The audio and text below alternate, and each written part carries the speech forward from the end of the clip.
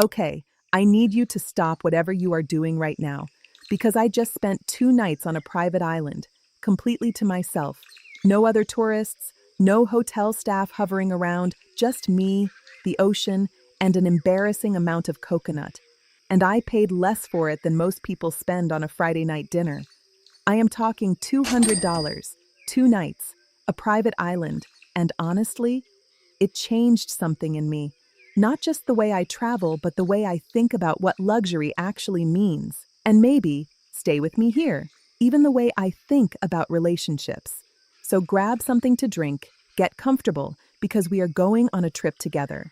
And I promise by the end of this video, you are going to be rethinking everything you thought you knew about where to go, how much to spend, and who you want to take with you. Part 1. The idea. How this all started. I want to take you back to the moment this idea was born, because it did not start as some grand adventure plan. It started with burnout. I had just come off a stretch of work that had me booked solid for 3 months straight. Content, consulting, brand collaborations, you name it. I was exhausted in that specific way where you stop tasting your food and start reacting to everything instead of responding. My friend looked at me one evening and said, "You need to go somewhere where there is nothing to do." And I thought, yes, that is exactly it. Somewhere with nothing to do and nowhere to be. The problem is, I travel for a living. I have been to over 60 countries.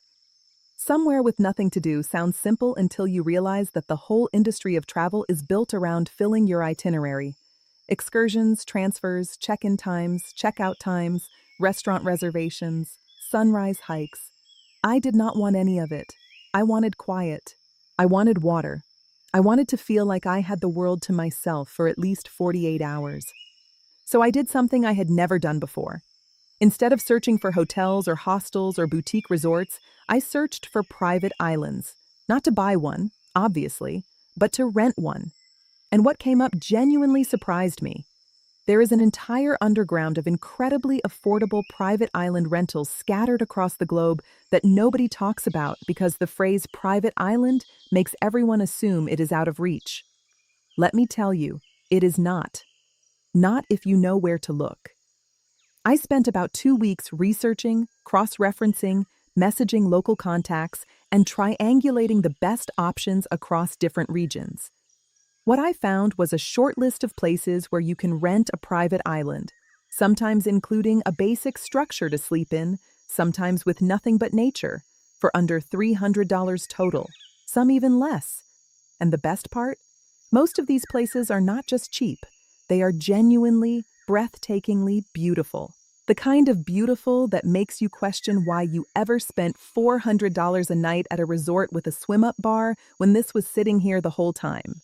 I booked the cheapest one I could find, $200 for 2 nights, a tiny island in a country I will tell you about in just a moment, packed my backpack, and went, alone, intentionally. And now I am going to take you through the whole experience, but I am also going to weave in something else, because every destination I visited leading up to this, and I built a little trip around it, taught me something interesting about how the local culture approaches connection, romance, and what it means to be alone without being lonely. That is the layer underneath the travel story. That is the part I want you to pay attention to. Let us start from the beginning. Part 2. Arrival in Southeast Asia, Philippines. The journey to the private island started with a flight into the Philippines. If you have never been, let me paint the picture for you. The Philippines is made up of over 7,000 islands, which means statistically there are more islands here than most people will ever visit in a lifetime. And because of that sheer abundance, islands here are treated almost like real estate that has not been fully developed yet. Some are lived on, some are farmed, some are completely empty and just sitting there gorgeous and waiting. The one I eventually rented was in the Palawan region, which many travel publications consistently rank among the most beautiful places on the planet. I flew into Puerto Princesa, took a van north, then hopped on a banca, which is one of those incredible narrow wooden outrigger boats that feels like it was designed by someone who understood both physics and joy. And about 45 minutes later, I arrived at my island. But before I get to the island itself, I want to tell you about the day I spent in a small coastal village on the mainland, because something happened there that set the tone for the entire trip. I was eating at a tiny open-air restaurant right on the water. Grilled fish, rice, green mango salad, everything tasting like it had been pulled from the sea an hour ago, when the woman running the place sat down across from me. Her name was Marisol. She was probably in her early 50s, and she had that quality some people have where you feel immediately like you have known them for years. She asked me if I was traveling alone. I said yes. She nodded like that was the most sensible thing she had ever heard. In our culture, she told me, we say that the sea does not belong to anyone, but the sea knows who belongs to it. She gestured out at the water. You belong to it, I can tell. I thought about that for a long time afterward. There is something in Filipino culture, in the concept of bayanihan, which is about communal spirit, about showing up for each other, that extends to strangers. You are never really alone here. People include you. They feed you. They sit with you. And yet, there is also this deep respect for solitude, for the idea that some people need to go out and find themselves in the open water before they can fully come back to other people. I asked Marisol if she had ever been lonely running this restaurant. She laughed at me like I had said something wonderfully naive. Lonely? She said. The sea talks all day. The fish have opinions. My customers argue. How would I find the time? That answer has lived in my head since the moment she said it. The Philippines has a dating culture that is deeply rooted in family and community. Courtship here, particularly in rural areas, is still taken seriously as a process. It is not about the instant swipe or the quick meetup. It is about showing up consistently over time, about proving yourself through small acts of care. There is a tradition called harana, which is the act of serenading someone outside their window. It has largely faded in cities, but the spirit of it, that idea of making yourself vulnerable in a public, earnest way, still runs through how people here approach love. It is a little embarrassing and a lot sincere, and I think we have lost some of that in the modern dating landscape. Anyway, back to the island. Part 3. The island itself. I want to describe this to you properly because I think words are going to fail me a little, and I am okay with that.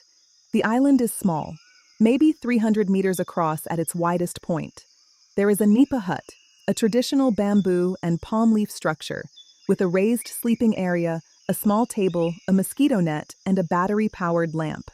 There is a composting toilet around the back. There is a water barrel for washing. That is it. That is the whole infrastructure. And then there is everything else. A coral reef 10 meters off the shore that is alive with fish in colors I do not have names for. A beach so white, it looks like someone spread powdered sugar over it, trees heavy with coconuts. Complete silence, except for the birds and the water. The $200 covered the rental of the hut, the boat transfers to and from the mainland, a cooler stocked with drinking water, rice, canned fish, some fruit, and a small gas burner. The local family who owned the island checked on me once a day in the mornings, staying for about 20 minutes, and then left me completely alone. The first evening I sat on the beach and watched the sun go down, and I felt something I had not felt in a very long time. Not happiness exactly. Something quieter than that. Something closer to relief. Like a sound you had been hearing so long you stopped noticing it had finally switched off. The second night, I lay in the hammock under about 10 million stars. There is zero light pollution out there. The Milky Way is visible, and it is genuinely shocking the first time you see it properly. And I thought about all the trips I had taken trying to find something, and how this $200 island in the Philippines had given me more than 10 times the resorts had. There is a lesson in there about travel, but there is also a lesson about relationships. How often do we assume that more expensive, more elaborate, more carefully planned means more meaningful?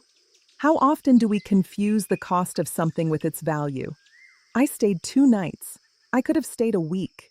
Part 4. Into Indonesia, Bali and beyond. From the Philippines, I made my way west into Indonesia, landing first in Bali because Bali is one of those places that rewards returning visitors. The first time you go, you see the surface, the temples, the terraces, the sunset cocktails at Seminyak.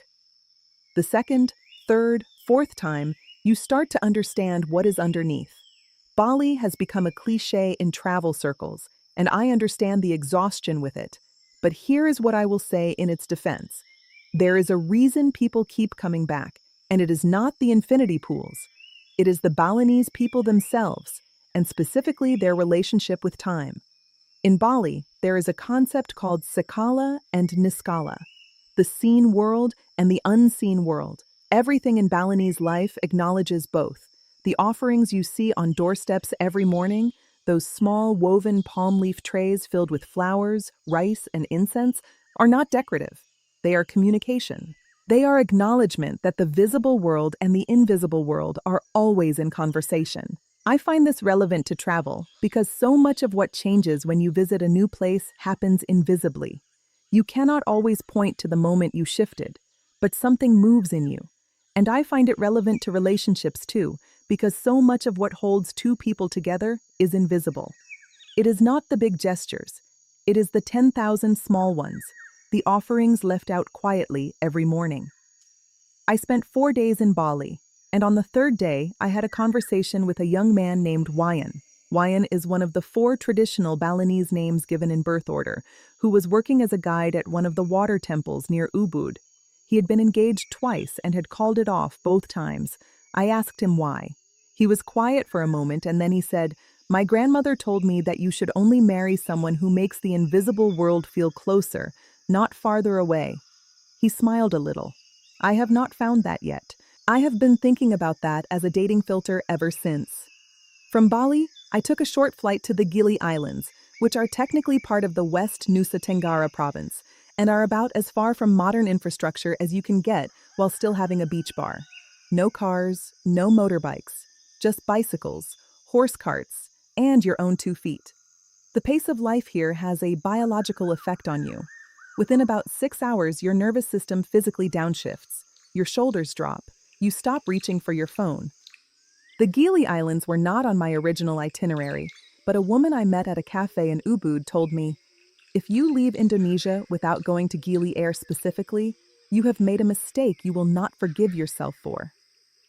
She was right. Gili Air is the quietest of the 3 main Gili Islands, and it takes about 40 minutes to walk the entire circumference of it at a leisurely pace. The snorkeling directly off the beach is extraordinary. Sea turtles, reef sharks, impossibly dense schools of fish. I went in the water every day for 3 days and every time felt like the first. The dating culture in Indonesia, and I am speaking broadly across a very diverse country here, so bear with the generalization, carries a strong undercurrent of community approval. Who you choose matters not just to you, but to your extended family, your neighborhood, your religious community. This can feel restrictive from a Western perspective, but there is also something comforting in it. There is a container around love here. It does not have to survive entirely on its own momentum. I am not saying that is the right model for everyone, but I do think there is something worth sitting with in the contrast. In parts of the West, we treat romantic love as this private, self-contained project, and then we are surprised when it collapses under the weight of that expectation. In Indonesia, love is a community event. Other people are involved in holding it. Part 5. Sri Lanka, the island that teaches patience from Indonesia. I flew into Colombo and then caught a train, one of the most beautiful train rides in the world, honestly, winding through tea estates and misty hills, south to the coastal town of Marisa. Sri Lanka does something to travelers that is hard to articulate. It humbles you a little.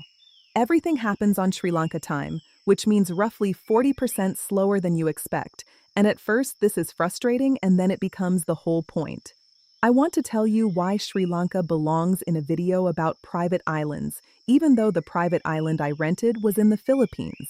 It is because Sri Lanka has its own version of affordable island experiences, particularly in the north and in the lagoon areas. And also because Sri Lanka has a relationship with solitude and stillness that runs right through the culture. Buddhism is not just a religion here. It is a framework for daily life. The concept of impermanence, anicca, is something Sri Lankans live with in a way that feels genuinely different from how the West intellectualizes it. When a fisherman in Marisa tells you the sea takes what it wants, he is not being fatalistic. He is being precise. There is a difference. I spent a morning at a small Buddhist temple on a hill outside of Marissa, sitting with a monk named Ven. Dhammika, who spoke excellent English and had no particular interest in converting me to anything. He was just curious about why people traveled. I told him about the private island. He found this deeply funny. "You paid to be alone?" he said. "Yes." "And it worked?" "Yes." He nodded slowly. "In the meditation tradition, we call this retreat. You call it vacation. The goal is the same. You go somewhere with nothing so that you can hear yourself again." He paused. "Most people are terrified of that. You were not?" I told him honestly that I had been terrified, but that I had done it anyway. He seemed satisfied with that answer. Sri Lanka's relationship culture is fascinating, particularly in the tension between traditional arranged introductions, where families facilitate meetings between compatible young people, and the growing urban culture of independent dating in Colombo. What strikes me is that neither side fully trusts the other's method. The traditionalists think independence leads to poor judgment. The independents think family involvement is suffocating, and both sides have evidence for their position. But what I noticed in conversations with Sri Lankans across the age spectrum is that almost everyone, regardless of how their relationship began, talked about patience as the foundation, not passion, patience. The willingness to sit with a person through their difficult seasons, not just their easy ones. The fishing analogy came up more than once. You do not yank the line. You wait. From Marisa, I made my way to Tangale, then up to the Cultural Triangle to see the ancient city of Sigiriya, that extraordinary rock fortress rising almost 200 meters out of the jungle, covered in frescoes that are over 1,500 years old. Standing at the top, looking out over the endless green canopy, I had that specific feeling you get at certain moments of travel where time does something strange, where the gap between yourself and everyone who has stood in that same spot across the centuries temporarily closes. Travel does that. That is one of the things it does best. Part 6. East Africa. Zanzibar and the art of unhurrying. Let me take you now from the Indian Ocean side of Asia to the Indian Ocean side of Africa, because the two are more connected than geography makes them look. Zanzibar, the semi-autonomous archipelago off the coast of Tanzania, was for centuries one of the most important trading hubs in the world. Arab traders, Indian merchants, Portuguese explorers, Swahili-speaking coastal communities, all of them moved through here, and all of them left something behind. The result is a culture that is genuinely unlike anywhere else on Earth. Stone Town, the old quarter of Zanzibar City, is one of those places where you can feel the layers of history in the physical texture of the streets. The coral stone buildings, the carved wooden doors with their heavy brass studs, each door was historically a declaration of a family's wealth and status. The narrow alleys where you can barely walk two abreast. It is a place designed for slowness. You cannot move fast through Stone Town even if you want to. The streets will not allow it. I stayed 3 days in a guest house inside one of those old coral buildings. Tiny room, ceiling fan, windows that opened onto the rooftops where cats moved around in the evening doing whatever cats do. $25 a night, breakfast included.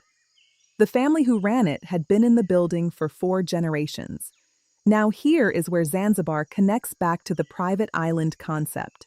Off the north coast of Zanzibar, particularly in the Pemba Channel and around some of the smaller outer islands, there are incredibly affordable island stays that very few international travelers know about.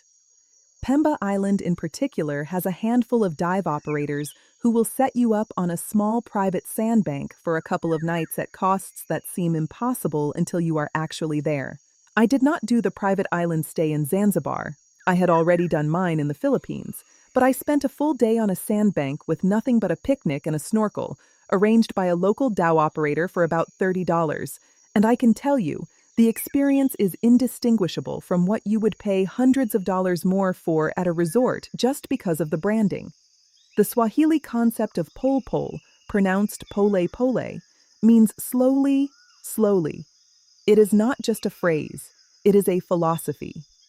When you rush in Zanzibar, you are not moving faster through the culture. You are moving outside of it.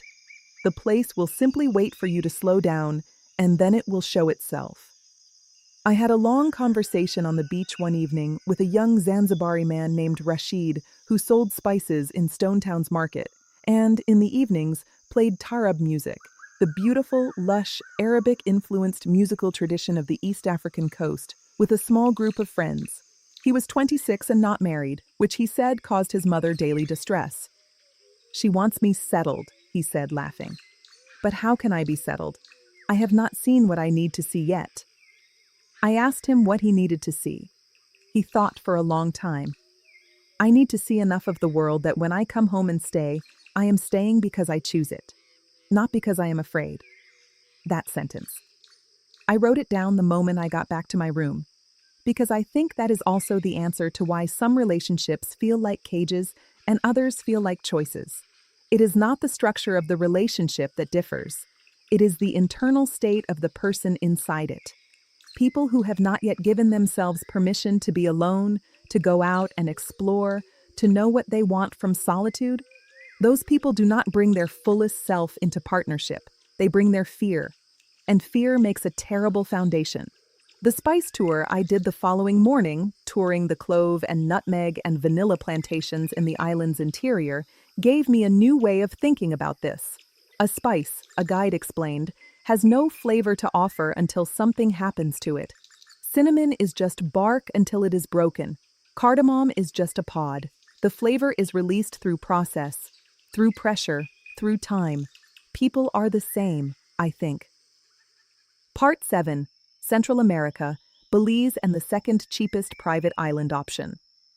Let me now bring you to the other side of the world, or at least the other side of this video, and talk about Central America, specifically Belize, which quietly has one of the most extraordinary collections of cays. That is the local word for the small sandy islands, anywhere in the Caribbean. Belize is underrated in the way that only places adjacent to famous places can be.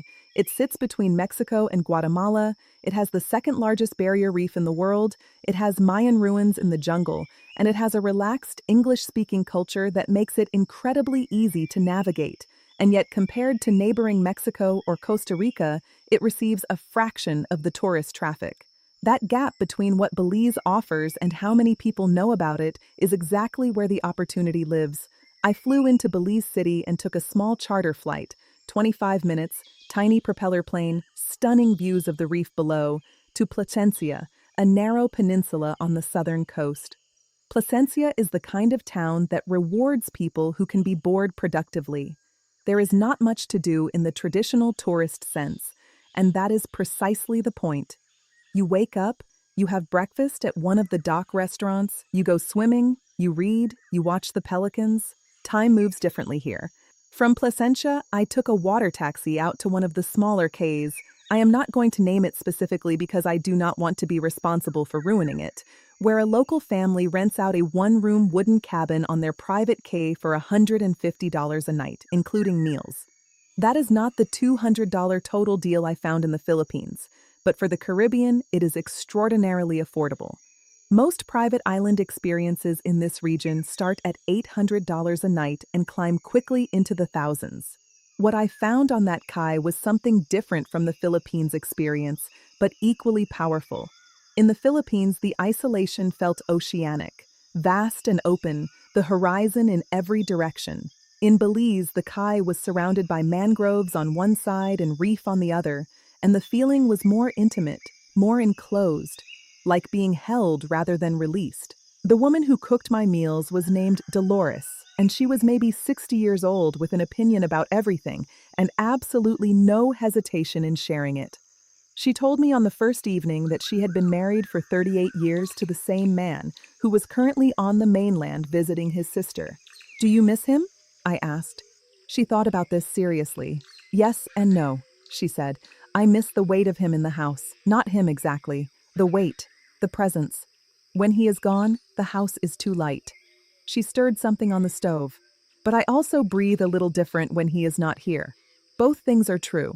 I found that so honest it almost hurt. That is what long relationships look like from the inside, I think. Not that one person is everything and the other is nothing. Not that presence is always comfortable, but that absence has a texture you can feel.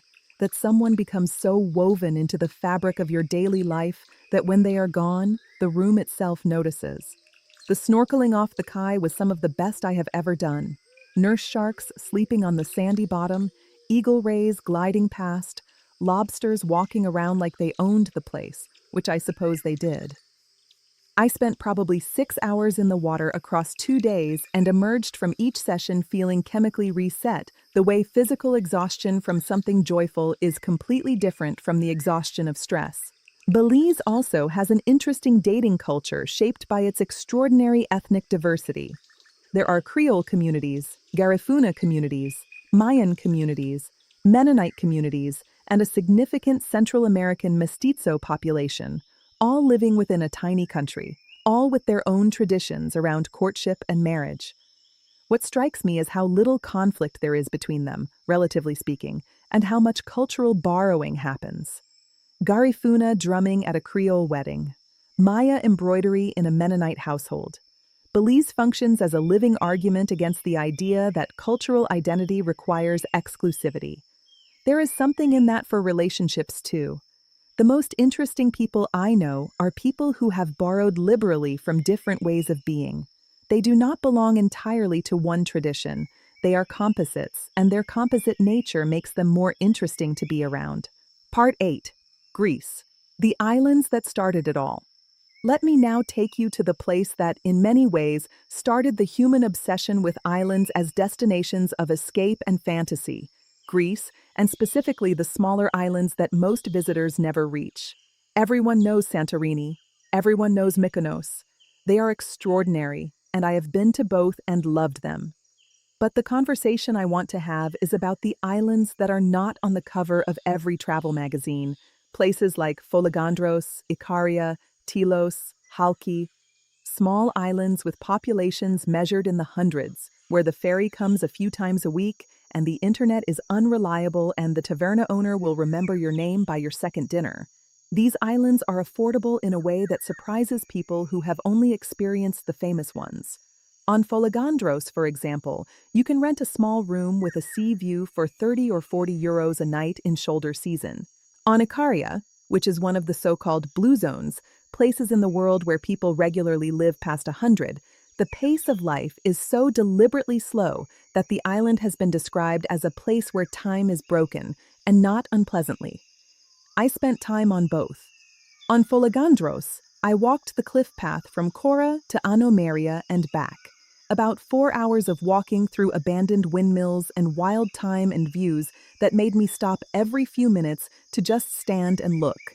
On Ikaria, I attended a panegiri, a traditional outdoor festival centered on music and dancing and communal eating, that lasted from 10 in the evening until about 6 in the morning and involved 3 generations of the same family all dancing together, children and grandparents and everyone in between. I want to talk about Ikaria for a moment, because it is directly relevant to the question of how we live and love and age. The Icarians' longevity is not just a matter of diet and exercise, though those help. Researchers who have studied the island point to something else: the absence of chronic stress, the presence of strong social bonds, the culture of napping, the lack of time pressure, the habit of deep daily connection with neighbors and friends. The Icarians do not optimize. They do not hustle. They eat together. They argue together. They celebrate together. They grieve together. An elderly Icarian man I spoke to, through a translation from his granddaughter, who had grown up partly in Athens and partly on the island, told me that the secret to a long life was simple: never eat alone if you can help it. He had been married for 53 years. His wife had died 5 years before. He still set 2 cups at breakfast every morning. Old habit, his granddaughter said softly. He cannot break it. He does not want to. Greece has a complex relationship with modern romance, particularly in the tension between the deeply family-centered culture of the older generation and the more individualistic, urban dating culture of younger Greeks, many of whom have studied or worked abroad and returned with different expectations. What persists across generations is the Greek conviction that a meal shared is a relationship deepened. You do not just eat in Greece, you eat as an act of intimacy. I think about how many dates I have been on where the food was incidental, something to do with your hands while you sized each other up across a table. And I think about sitting on a terrace in Foligandros, watching the sun set over the Aegean, while a taverna owner brought me dishes I had not ordered because he wanted me to try them, and how that unsolicited generosity, that assumption of care, felt more romantic than most dates I have been on. Part 9. Back to the island. What solitude actually teaches you. I keep coming back to those 2 nights on the island because something happened there that I have been trying to articulate ever since. On the second day, I had a bit of a breakdown. Not a dramatic one, no crying on the beach, nothing cinematic, just a quiet unraveling. I was sitting in the water in the late afternoon, the kind of warm, late afternoon water that feels like the ocean is trying to hold you, and I suddenly felt the full weight of how long it had been since I had been completely, genuinely present. Not performing presence, not documenting presence, actually in my body, in the moment, with nothing asking anything of me. And the unraveling was grief, I think. Grief for all the time I had spent rushing. Grief for the relationships I had let fade because I was always on to the next thing. Grief for the version of myself who used to be able to sit still. I lay back in the water and floated and looked up at the sky, which was this absurd shade of blue that seemed almost theatrical, and I thought, this is what I was looking for. Not this specific island, not this specific water. This capacity to be present, this permission to let time stop moving so fast. And then I thought about all the articles and advice out there about finding the right partner, about dating strategies and compatibility algorithms and love languages and attachment styles. And while all of that is genuinely useful, I thought, none of it means anything if you cannot first be alone with yourself in a way that does not terrify you. Because the quality of your solitude is, I believe, the ceiling on the quality of your intimacy. If being alone is unbearable, you will fill that gap with whoever is available, not whoever is right. If being alone is something you have made peace with, not something you prefer necessarily, but something you can sit inside without panic, then the company you choose becomes a choice, not a rescue. The island gave me that. $200, 2 nights, no Wi-Fi, and a reminder that I am actually quite good company. Part 10. Practical Guide, How to Find and Book a Private Island for Under $300.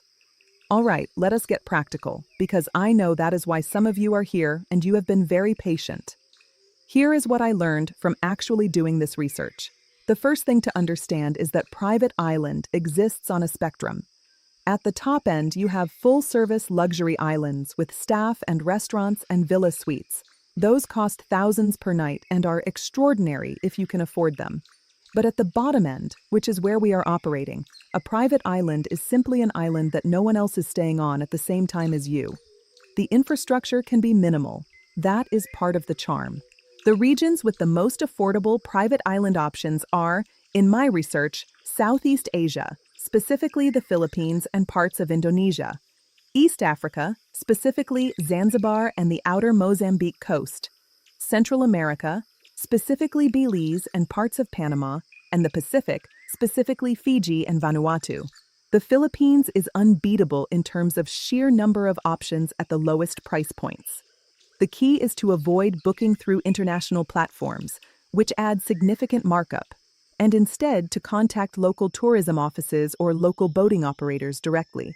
I found my island through a combination of a Philippines travel Facebook group and a direct message to a local operator who had been tagged in someone else's post. Old-fashioned, I know, but it worked. For East Africa, Zanzibar is the entry point, but Pemba Island, far less visited, far more wild, is where the real budget private island experiences live. There are a handful of eco-lodges and local operators on Pemba who can arrange kai and sandbank stays that most international travelers have no idea exist. For Central America, Belize is the standout. The southern kais, particularly around Placentia and the Gulf of Honduras, have local family-operated island stays that are radically affordable compared to anything branded or internationally marketed. Again, find local operators, book directly, be comfortable with basic infrastructure. A few practical notes from experience. Bring more sunscreen than you think you need. The equatorial sun on open water is not something you fully appreciate until you have been cooked by it.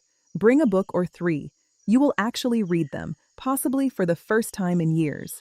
Bring some comfort food from the mainland, something familiar, because 3 meals of rice and canned fish, however fresh the surrounding ocean, starts to wear on you by day 2. And tell someone where you are going, obviously. Basic safety.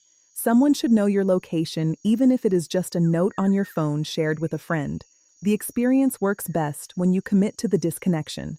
Take the digital detox seriously.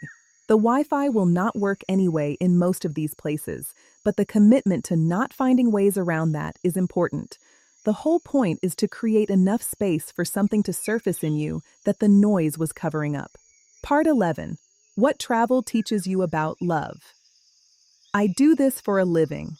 The travel, the content, the writing about dating and relationships. And I have noticed that people often keep those two categories separate in their minds. Travel is one thing, love is another. But I have come to believe they are the same practice, really. They require the same skills.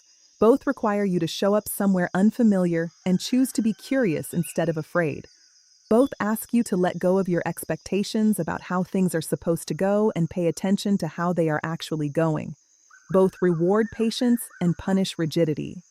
Both teach you more about yourself than you ever wanted to know, at moments you never expected.